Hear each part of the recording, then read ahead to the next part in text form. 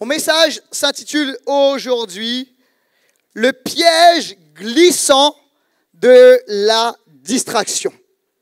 Le piège glissant de la distraction. On va prier et puis on va rentrer dans cette parole maintenant. Seigneur, je te prie de bénir ta parole, de bénir ces mots, Seigneur, que ce soit plus qu'un discours, que ce soit véritablement la parole de Dieu révélée au cœur, que tu puisses me oindre pour prêcher ta parole maintenant. Seigneur Dieu, que ta parole amène transformation, changement et bouleversement au nom de Jésus. Et ensemble, nous disons Amen. Alors, il y a des personnes ici dans ce lieu. En fait, l'ennemi, le diable, Satan, comme la Bible l'appelle, ne peut pas t'avoir avec un truc grossier. Tu vois, avec une grosse tentation, avec, tu vois, une rébellion extraordinaire. Le truc, tu dis, tu vas te lever contre Dieu et tu vas pécher volontairement contre Dieu. Et en fait, la plupart des gens, généralement, comment dirais-je, grandissent, chrétiens ou pas, avec une certaine morale et une volonté de bien faire. Ok ? Et l'ennemi, dans la plupart des cas, ne nous arnaque pas avec ce genre de choses grossières. Par contre, il vient, et c'est une stratégie de l'ennemi, par la stratégie de la distraction, et je voudrais expliquer ce que cela est tout au long de ce message. Alors dans la Bible, ça va apparaître à l'écran, il y a 3 différents mots en hébreu, d'accord, liés au péché. Ok ? 3 différents mots qui qualifient le péché dans la Bible, en hébreu. Le premier mot, c'est le mot pécha, d'accord? Et là, c'est la révolte, d'accord? C'est quelqu'un qui dit, moi, volontairement, je me révolte contre Dieu, je suis en rébellion contre Dieu et je transgresse de manière très volontaire et consciente contre Dieu, ok? Ça, c'est le cas critique, le plus critique. Mais en fait, la réalité, c'est que, de par mon expérience de pasteur quand même, j'ai vu que c'est finalement pas si courant que ça. Ensuite, il y a un autre mot en hébreu, c'est avon, qui signifie iniquité. C'est une perversion morale, une culpabilité profonde. Quelqu'un qui était dans le péché, etc., qui est tombé dans le péché, il y a une culpabilité. Il y a ce qu'on appelle la notion de l'iniquité. Et ensuite, un autre mot, et c'est là où on va s'arrêter aujourd'hui, c'est le mot hata, qui signifie péché. Okay ? Donc le mot est traduit par péché. Mais ça signifie dans sa racine manquer le but, rater la cible. Et en fait, c'est être dans l'erreur parce qu'on a raté le but, parce qu'on a manqué la cible. Donc la parole de Dieu distingue 3 différents types de péchés selon la nature. Ok ? Manquer le but, la glissade, j'ai envie de dire, la perversion, la rébellion. Et ce mot hata est extrêmement intéressant parce que ça nous parle, et ça va apparaître à l'écran, du péché, mais d'une manière particulière. Ça montre que le péché, parce que c'est traduit par péché, ce n'est pas seulement une faute morale, c'est un échec à atteindre la cible. C'est glisser à côté de la volonté de Dieu. C'est commettre un péché, c'est littéralement manquer la volonté, le plan de Dieu pour notre vie. C'est rater la cible que Dieu avait prévue pour nous. Et en fait, on voit même ce mot rata utilisé pour pécher, pour commettre un péché dans la Bible, mais on le voit particulièrement pour tout ce qui touche, une notion de cible, de rater la cible. Notamment dans Juges, au chapitre 20 et au verset 16. Il pouvait lancer une pierre avec la fronde sur un cheveu sans le manquer, sans le rata. Okay ? Donc c'est le fait d'atteindre la cible. C'est le fait de toucher la cible. Donc le péché est un écart par rapport à un standard précis qui est la parole de Dieu. Il y a des personnes ici, écoute-moi bien, en fait, ta vie va de travers et tu dis, mais comment ça se fait ? Est-ce que volontairement ? Non, c'est pas volontairement. C'est qu'en fait, tu t'es fait piéger par l'ennemi, tu as pris comme une glissade et en fait, tu as raté le but. Mais Dieu veut te ramener dans son plan et dans sa volonté. Quelqu'un dit amen à cela ? Et il veut te donner une vie extraordinaire et meilleure. Laissez-moi entendre un bon amen. Et en fait, le péché n'est pas seulement une transgression, ça apparaît à l'écran, c'est le fait d'être complètement à l'écart de rater le but de Dieu, de rater l'intention de Dieu. Il y a des personnes ici, vous cherchez Dieu et vous criez à Dieu, tu dis, qu'est-ce qui se passe, pourquoi ma vie ne va pas mieux? Et en fait, tu cries à Dieu, mais Dieu crie à toi, il t'appelle et il te dit maintenant, reviens dans le droit chemin, reviens dans ma volonté, reviens à Jésus. Quelqu'un a dit amen à cela. Viens à Jésus parce qu'il est la clé, la solution, la bénédiction, celui qui amène une transformation de vie.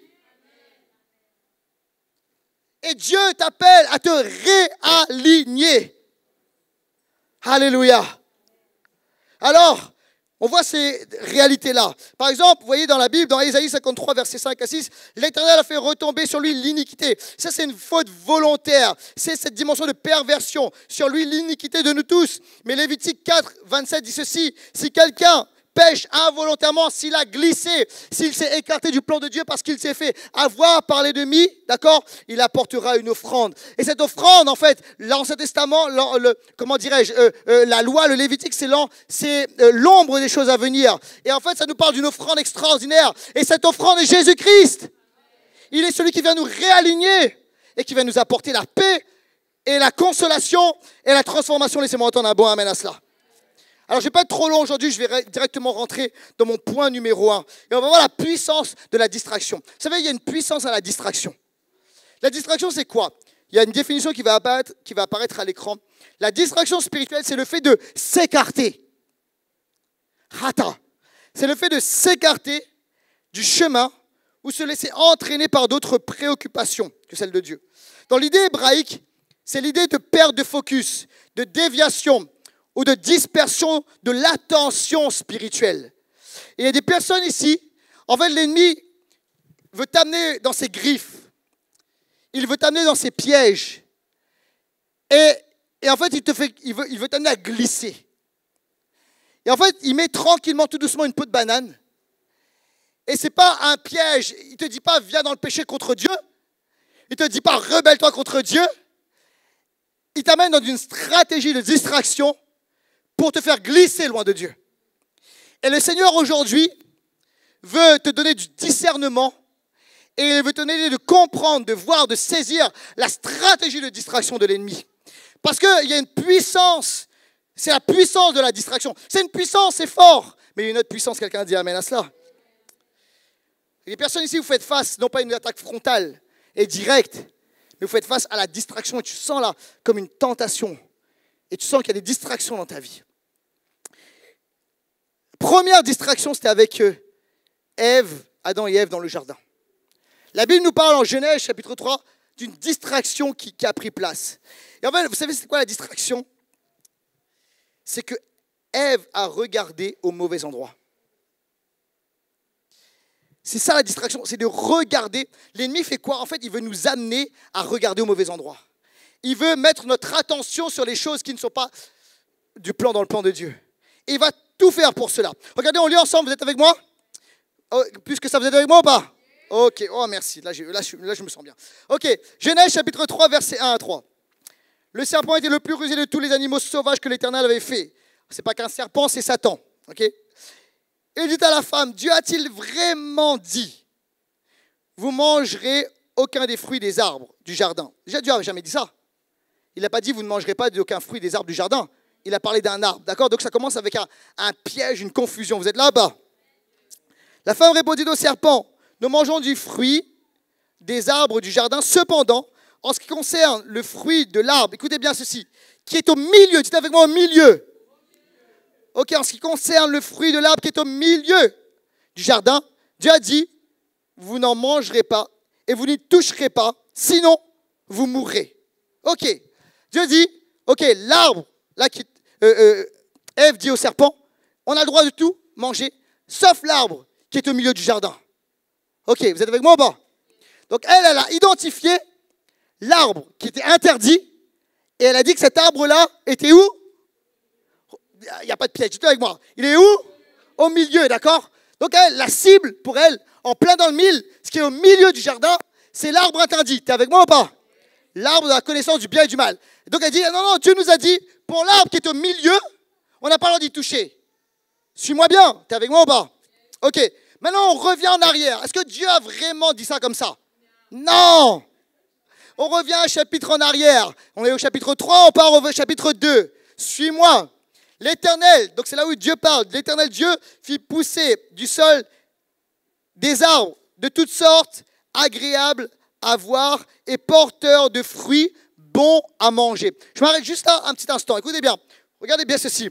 Parce qu'on va voir après tout à l'heure. En fait, Ève va voir le fruit là, de l'arbre défendu, l'arbre de la connaissance du bien et du mal. Elle va voir le fruit. Et en fait, la Bible nous dit qu'elle a vu, puis elle a dit, oh, le fruit a l'air bon, doux, agréable à manger, etc.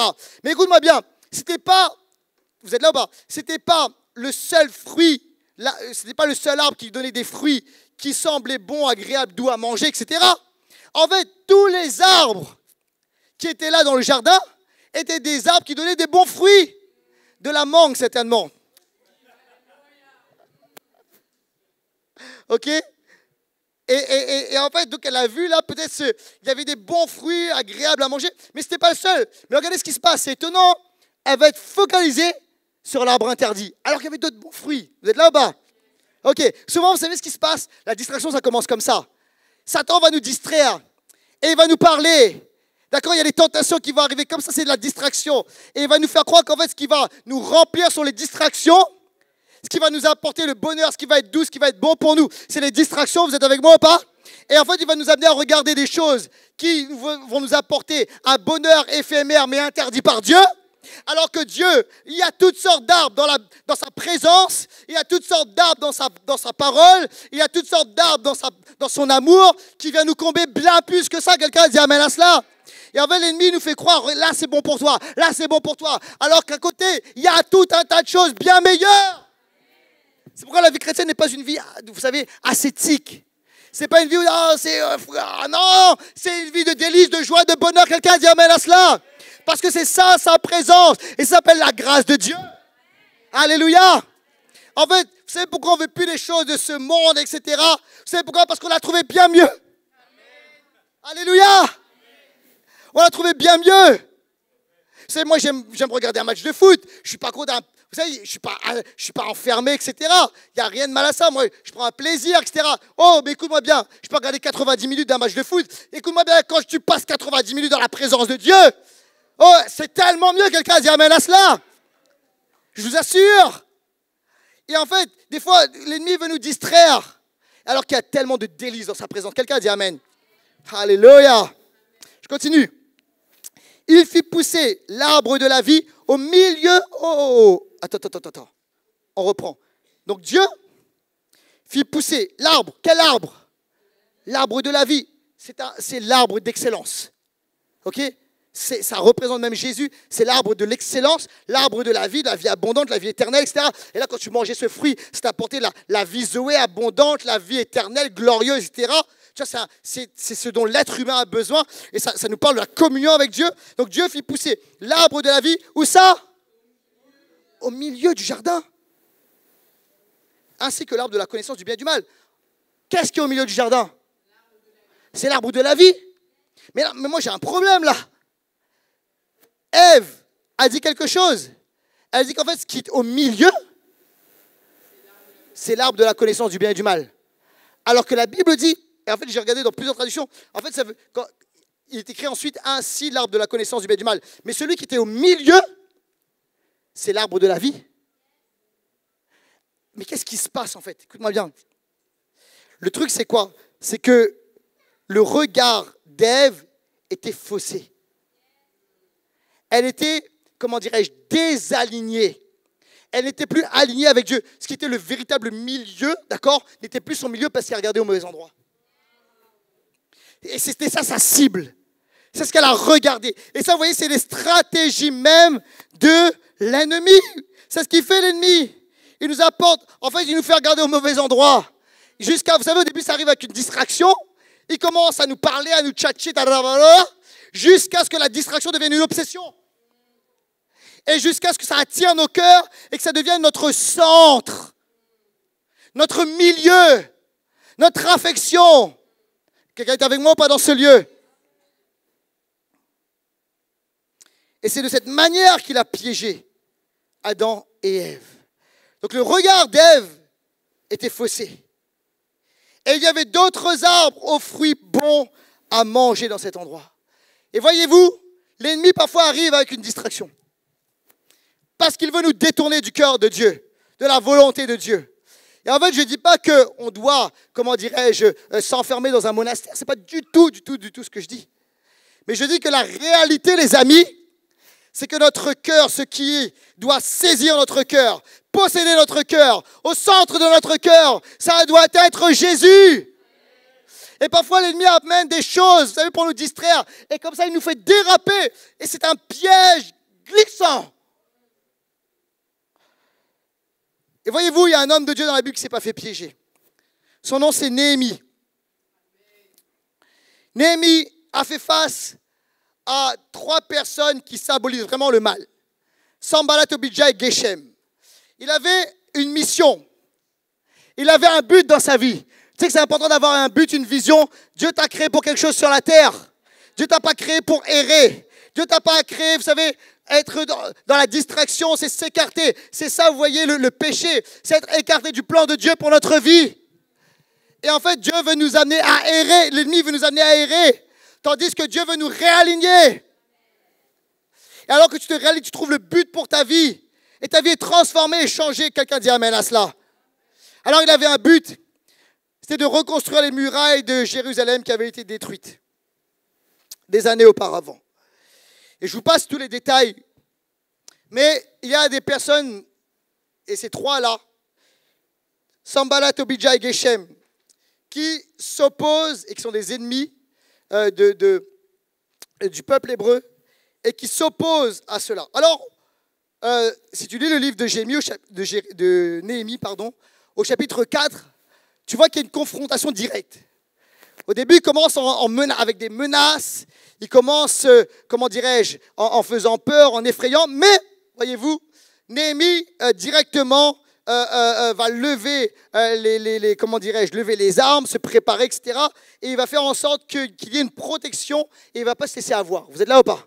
Ça, c'est quand l'ennemi arrive avec une grosse tentation. Tu vois, c'est trop gros. Tu sais quoi, je vais me placer dans la prière.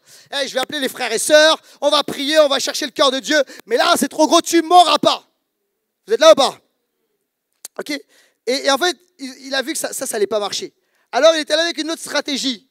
Et vous savez, c'est comme ça qu'on essaie de piéger ceux qui sont dans la présence de Dieu. Des fois, vous savez, on blâme beaucoup Adam et Ève. Mais Adam et Ève, vous savez, ils ont été piégés de manière très insidieuse. Et en fait, ce qu'il faut voir, c'est que Adam et Ève, tu dis, ah, mais moi, c'est pas mon cas. J'aurais pas marché là-dedans. Écoute-moi bien. Adam et Ève étaient dans la présence glorieuse de Dieu. C'était bien plus fort que nous aujourd'hui. Vous savez, ils étaient dans le jardin, tout était parfait, impeccable, glorieux. Dieu parlait directement, etc., etc. Et ils sont fait piéger par la distraction. Alors, il y a quelque chose à retenir pour nous. Et Néhémie, là, regarde, au début, ça ne marche pas. Il voit que ça marche, la confrontation directe, ça ne marche pas. Alors, changement de stratégie. Et ils arrivent avec une stratégie plus insidieuse. Et on lit ensemble dans Néhémie au chapitre 6, versets 2 et 3. Alors Sanballat, Geshem m'ont fait parvenir ce message. Viens. Ah là, ça change. Hein. Ils m'ont fait parvenir ce message. Ce n'est pas des menaces, c'est un message, vous voyez? C'est plus doux. Vous savez, Satan, vous savez ce qui fait que tu n'as pas eu avec des menaces, il t'amène un message. Avec un sourire. Tu vois? Et des fois, c'est tellement un piège. Hein. Des fois, le diable, il arrive, il t'attaque. Puis des fois, il t'arrive avec... Tu vois, c'est un message. Puis des fois, ça peut être bien enrobé, le message, tu vois. Des fois, la personne qui t'apporte le message, tu vois, ça peut être a good looking somebody, tu vois. Tu comprends? Mais pas dans le plan de Dieu. Ah, quelqu'un... OK? Et en fait, quelqu'un te présente bien, etc., beau sourire, etc. Ou bien, tu vois, ah, la fille, ou le gars, là, tu vois, hop. Et puis, tu vois, et là, il y a un message. Ayons une entrevue ensemble dans les villages de la vallée d'Ono. Une entrevue. Tu vois, viens, on prend le thé ensemble, tu vois. Moi, j'imagine, là, tu vois, comment dirais-je, culture sémite, etc. Tu vois, le thé, corne de gazelle, ça, on se met bien, tu vois, on discute ensemble, tu vois, bonne ambiance et tout. Bon, tu dis, ben, pourquoi peut-être qu'il s'est calmé, tu vois, les gars, là, peut-être maintenant, ils ont d'autres intentions, les Sanballat, Tobidja, Geshem, peut-être que maintenant, tu vois, ils ont compris qu'on peut vivre tous, tu vois, ça peut bien se passer. OK? Stratégie. Distraction. Mais regardez ce qu'il va faire. Alors déjà, il discerne, il comprend. Néhémie. Et il dit, ils avaient l'intention de me faire du mal. Alors je leur ai envoyé des messagers avec cette réponse, et j'aime bien cette réponse. J'ai une grande tâche à accomplir. Et je ne peux pas descendre ici, je ne peux pas descendre là-bas. Pourquoi le travail devrait-il être interrompu pendant que je l'abandonnerai pour vous rejoindre? Et en fait, vous voyez ce qu'il fait là? Il met fin à la distraction pour rester sur l'essentiel. Voyez ou pas? Et en fait, il bloque comme ça la stratégie de distraction parce qu'il reste sur ce qu'il a à faire, sur le projet de Dieu pour sa vie. Quelqu'un a dit amen à cela. Et voyez-vous, c'est ça les amis. Parfois, Satan essaie de nous distraire alors que Dieu a un plan extraordinaire qui va nous remplir, nous combler, nous changer. Et tu dois rester focalisé. Alléluia. Tu dois rester dans le plan de Dieu. Quelqu'un a dit amen à cela. Et nous devons éviter les distractions spirituelles, prioriser les choses éternelles, alléluia, et limiter ce qui nous détourne. Ça, c'est pour moi. Pour moi. Je ne dis pas que c'est vraiment, quand je dis ça, ce n'est pas une blague, etc. Mais vraiment, c'est pour moi. Je ne dis pas qu'il faut le faire pour les autres, etc. Cette semaine, et Dieu en fait, ça fait longtemps que Dieu me parle. Enfin, ça fait longtemps. Ça fait 2 semaines. Mais quand même, quand Dieu te parle, tu vois. Et j'ai fait un truc parce que j'ai vu que c'était une distraction. Tu vois, je ne dis pas qu'il faut le faire, ça c'est vraiment pour moi. Ok. Tu vas dire, c'est quoi, Laurent? Qu'est-ce que tu as fait un truc? Non, c'est pas. Tu veux dire, c'est quoi? J'ai supprimé l'application Instagram de mon téléphone. Mais en fait, c'est pas. Je dis pas, on est sur Instagram à l'église, hein, d'accord? Mais en fait, j'ai pas éteint mon compte.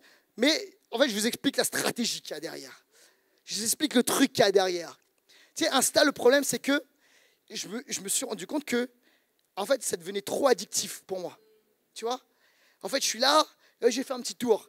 Et le petit tour, tu vois, il se transforme. C'est plus des secondes, c'est des minutes. Et puis là, je dis, oh, je suis 20 minutes en train de faire scroller des trucs, mais c'est... Tu vois, j'ai pas besoin de ça en vrai, tu vois? Et là, je devais faire ci. Et je dis, mais comment c'est? Et en fait, tu vois, ça me prend du temps pour rien. Et en fait, moi, j'ai à cœur en ce moment, on a à cœur d'augmenter la prière. Mais je dis, mais où est-ce que je trouve le temps? Et ça, on m'a dit, ben là. Et alors, pourquoi? En fait, j'ai supprimé l'application, mais je n'ai pas enlevé mon compte. Pourquoi? Parce que ça va être plus compliqué. Mais je repartirai quand même sur Instagram 1 fois par semaine pour voir les trucs de l'église. Je like, je reposte, etc.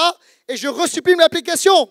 Mais tu vois, l'idée, c'est quoi? C'est qu'en fin de compte, tu sais, je ne vais plus scroller pour rien. Quand sur ton téléphone, et ça fait 4 jours que je l'ai fait, quand sur ton téléphone, tu n'as plus l'application, tu dois aller repartir le télécharger, retrouver ton code, tadala, etc. Tu vois, c'est une manœuvre qui est beaucoup plus compliquée. Et ça m'a dit, fonctionne comme ça. Pourquoi? Je ne dis pas qu'il faut le faire, ça c'est moi. Ok?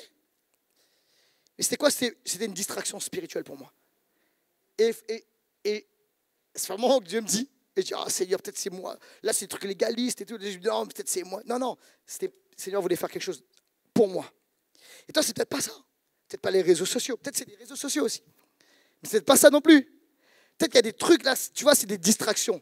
Peut-être il y a peut-être quelque chose qui prend trop de place. Et encore une fois, je ne suis pas en train de dire que tu dois vivre dans un monastère. Je ne vis pas dans un monastère, j'ai une vie normale. Presque, bref. Mais en fait, tu vois, il y a des choses là, ça me volait trop de temps. Ça me volait trop d'attention. Quelqu'un est avec moi dans ce lieu? Ok, je continue. Deuxièmement, reste focalisé. Focalisation. C'est quoi la focalisation? C'est de rester concentré sur Dieu, son royaume, malgré les distractions. Être focalisé, c'est rester centré sur une vision, un objectif précis pour le royaume de Dieu, pas pour moi, pour le royaume de Dieu, malgré les distractions autour. Il y a des passages bibliques qui nous parlent de ça. Et il y en a plusieurs, j'en ai mis 3 comme ça. De rester focalisé, concentré sur Dieu. Courons avec persévérance l'épreuve ou la course qui nous est proposée. Les regards fixés sur Jésus, le chef et le consommateur de la foi, Hébreux, au chapitre 12. Oubliant ce qui est derrière et me portant vers ce qui est en avant, je cours vers le but. Quelqu'un dit amen à cela? J'oublie ce qui est en arrière pour remporter le prix. Philippiens chapitre 3. Cherchez d'abord le royaume de Dieu, la justice de Dieu. Et d'abord, d'accord, le royaume de Dieu, sa justice. Et tout cela vous sera donné par-dessus tout. Matthieu au chapitre 6. Donc ça nous invite vraiment à rester focalisés, concentrés, rester focus. Quelqu'un a dit amen. Alors, comment on fait pour être focalisé en tant que chrétien? Comment est-ce qu'on fait ça? J'ai vu l'équipe de louange, j'aime bien vouloir revenir sur l'estrade. Comment est-ce qu'on fait en tant qu'individu, en tant que chrétien, croyant ou pas, peut-être d'être focalisé? Ok. Jésus, en fait, a commencé son ministère sur la terre en étant focalisé. Dis avec moi, focalisé. Ok. Comment il a fait? Focalisé sur la mission qu'il avait à faire. Il a fait quelque chose. Il a lu de manière inspirée la parole de Dieu. Pour être focalisé, pour rester dans le plan de Dieu, pour ne pas, tu vois, aller à l'écart, manquer le but, Jésus a fait quelque chose. Il a lu de manière inspirée la parole de Dieu. Et si Jésus l'a fait, on doit le faire. Jésus a lu quoi? Ésaïe 61. Et je vais vous expliquer pourquoi il l'a lu de manière inspirée. Alors on va lire ensemble, d'accord? Et après je vous explique ça. On lit ensemble dans Luc, au chapitre 4, versets 18 et 19. Donc Jésus rentre dans la synagogue. Et alors, il y a tout un contexte, de manière inspirée, on lui tend le rouleau du prophète Ésaïe. Et il va lire il va lire donc le chapitre 61. Il y a quelque chose de spécial. Alors on lit. Et Jésus dit ceci. L'Esprit du Seigneur est sur moi parce qu'il m'a consacré par onction pour annoncer la bonne nouvelle aux pauvres. Il m'a envoyé pour guérir ceux qui ont le cœur brisé, pour proclamer aux prisonniers la délivrance et aux aveugles le recouvrement de la vue, pour renvoyer libres les opprimés, pour proclamer une année de grâce du Seigneur. Quelqu'un a dit amen à cela. Alors pourquoi j'ai dit il l'a lu, mais il l'a lu de manière inspirée? Parce que dans cette partie-là, dans Ésaïe 61, en fait, toute cette partie normalement continue. Et ça parle après du jour de vengeance de l'Éternel. Il y a toute une suite. Mais Jésus s'est arrêté à l'année au temps de grâce. Pourquoi est-ce que Jésus n'a pas continué? En fait, là, écoutez bien. Vous avez dans Ésaïe 61 un condensé de la mission de Jésus et du royaume de Dieu. Mais Jésus s'est arrêté là. Il n'a pas fini. Pourquoi? Parce qu'en fin de compte, sur la terre, sa première venue, c'était cette partie-là. Et en fait, Jésus va revenir, quelqu'un dit amen à cela. Et lors de sa deuxième venue, il va accomplir le reste. Où Jésus va juger, il va, il va juger les nations, il va venir comme le roi glorieux, etc. Le jour de l'Éternel va arriver. Mais Jésus s'est volontairement arrêté là parce qu'il accomplissait là sur la terre pendant ces 3 ans uniquement la première partie. Quelqu'un dit amen. Mais ça, écoutez bien, il fallait être rempli du Saint-Esprit pour dire stop, je m'arrête là. La première partie, ça, c'est pour ce temps. La deuxième partie, à suivre. Ok? Prochaine saison Netflix. Et là, on va. Ok? Jésus, là, je dis stop. C'est l'Esprit de Dieu qui me dit tu t'arrêtes là. Ok? Écoute bien ceci. Jésus, c'est à travers la parole de Dieu qu'il a connu et su le plan et la mission de Dieu. Et il a annoncé. Et il a déclaré sa déclaration de mission, sa vision. Voici, pendant ces 3 ans qui vont venir, voici le job à faire. Voici le travail que je vais faire. Et je ne vais pas m'en écarter. Quelqu'un a dit amen à cela. C'est pourquoi vous voyez que lorsque Satan est venu, vous voyez, il est arrivé, il a dit, regarde, prends les royaumes maintenant, prosterne-toi devant moi. Non, non, Jésus s'est arrêté. Il n'a pas continué la lecture. Il dit, non, le royaume, je vais les prendre. Mais tu n'as pas compris, Satan. Ça, c'est la deuxième partie, deuxième saison. Ok? Je reste sur la première saison. Quelqu'un dit amen à cela. Parce que l'Esprit a pris la parole de Dieu et l'a appliquée à sa vie. Et c'était son énoncé de mission. Quelqu'un dit amen à cela. Écoute-moi bien. C'est à travers la parole de Dieu que tu vas te réaligner.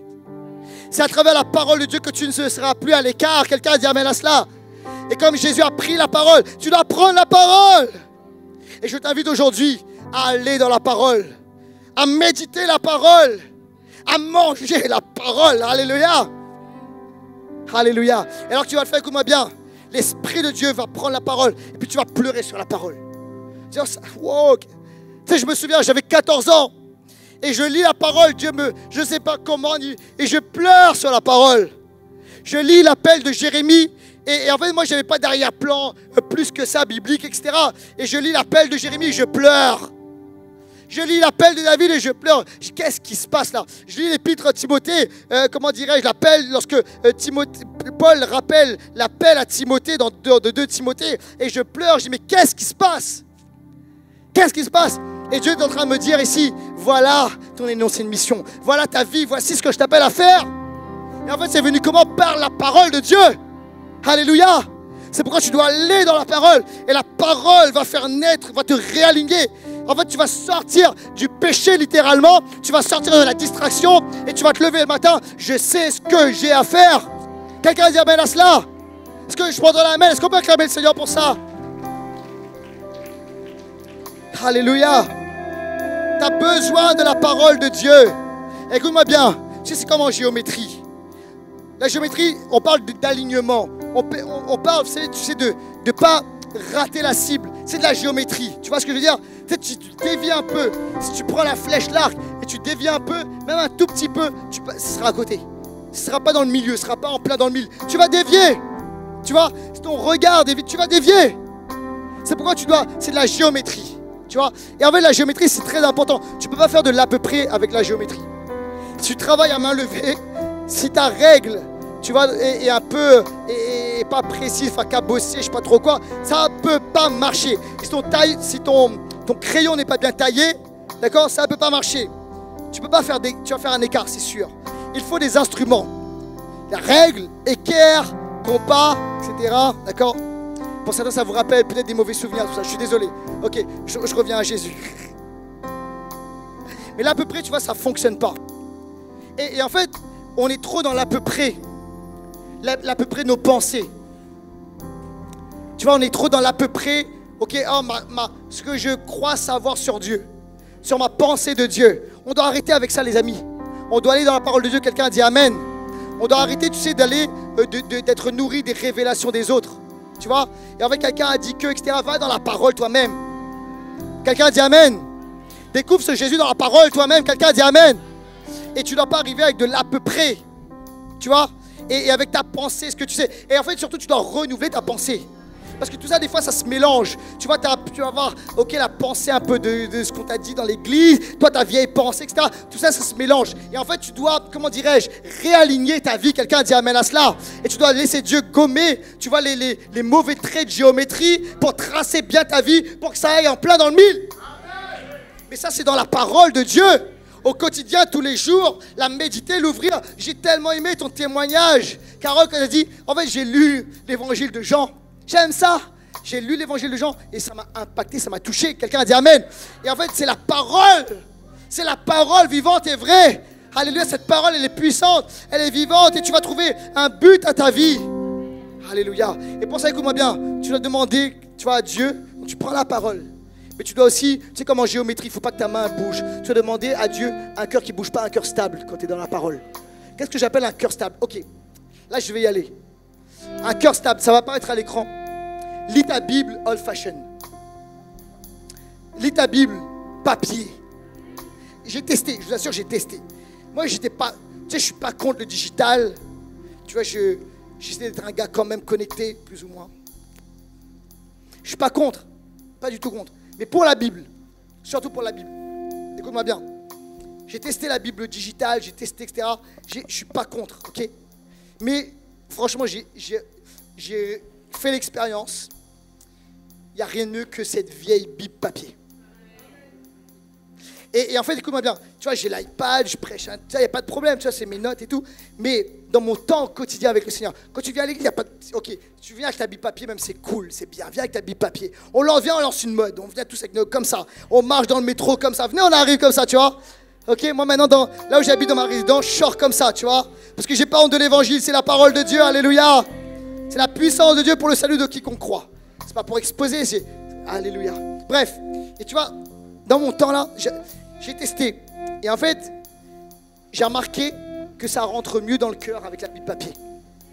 Tu sais, en fait, c'est l'idée il faut que le contenu est le bon contenant. Tu vois, c'est-à-dire que ce qui est à ce qui est à l'intérieur, il faut que ce qui est à l'intérieur soit, il faut que le récipient soit adapté à ce qui est à l'intérieur. Tu vois, par exemple, un bon vin, évidemment, même tout, un vin même moyen. Qui a l'idée de mettre ça dans une bouteille en plastique?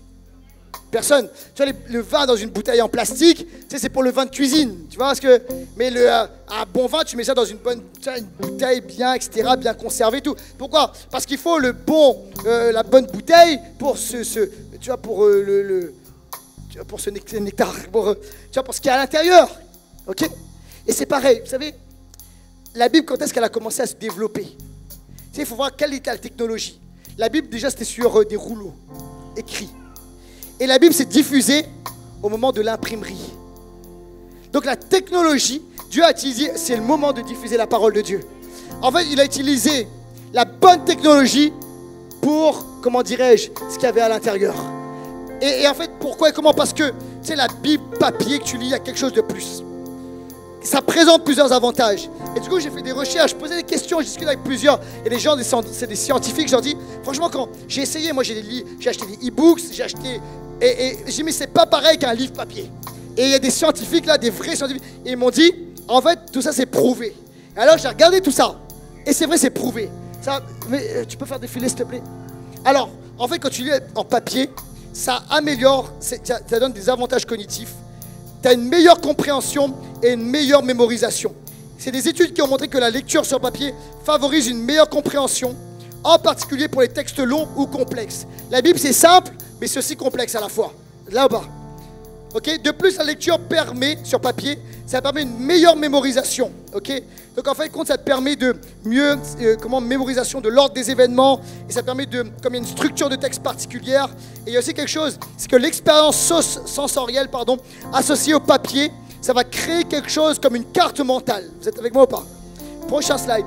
Ça améliore avantages cognitifs, c'est mieux pour la concentration, et j'ai parlé de l'engagement sensoriel. Le fait d'avoir une expérience avec le papier, le toucher, ça te permet d'être mieux concentré, d'accord? En fait, c'est le corps entièrement, tu vois, qui est concerné avec les sens, ok? En revanche, par exemple, les écrans, avec les notifications, la possibilité de naviguer, tu vois, ça peut te distraire. Moi, je vous assure, des fois, j'étais là avec mon téléphone, je vais lire la Bible avec mon téléphone.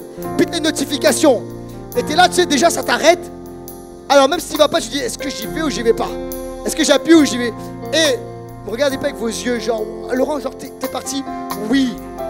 Mais arrêtez de faire genre. Arrêtez. Ah, on clique dessus. Ok?